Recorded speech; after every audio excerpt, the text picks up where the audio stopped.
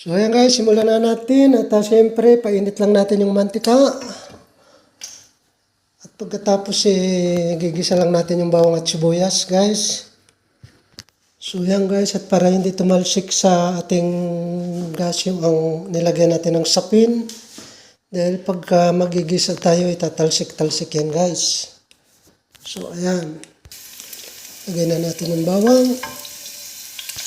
At isinunod na rin natin ang sibuyas. Ayan guys. Ayan, at isinunod na rin natin yung ating kamatis.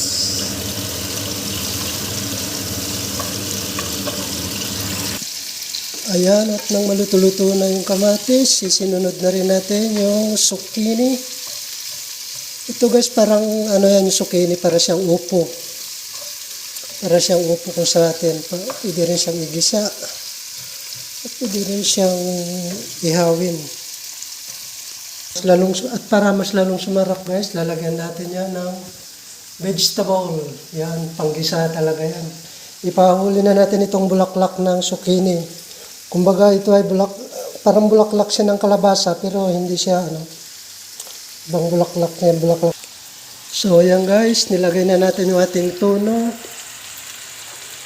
Ito guys, yung tono. Okay. Hindi natin siya nilagay lahat guys, nag-iwan lang tayo. Tapos ipahuli na natin itong bulaklak. Okay. And guys, maglalagay lang tayo ng konting tubig. Ayan.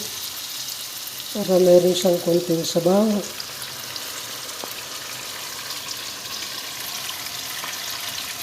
At pagkatapos, takpan lang natin.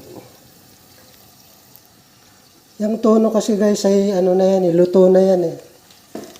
Kumbaga ready to eat na rin yan eh. Minsan hinahalo rin sa pasta yung tono na yan. Kaya lang this time hindi natin sa pasta ihahalo yung tono. Sa ginisang gulay natin siya ihahalo. Ayan guys, at ihalo na rin natin itong bulaklak.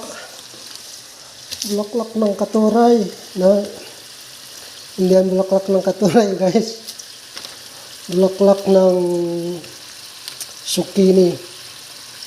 Para siyang kalabasa. Parang bulaklak ng kalabasa. Ayan guys, nakita nyo, di ba? Takpan lang natin yan. So ayan, naglagay din tayo guys ng patis. Para mas lalong masarap. Ayan siya guys. At mga 1 minuto na lang ay pwede nang luto na yan guys. So yan guys, nilipat ko ng lalagyan yung ating ginisang tono sa gulay. Ayan na guys. At samahan natin ng kanin. Ay ready na rin yung ating kanin guys. Okay.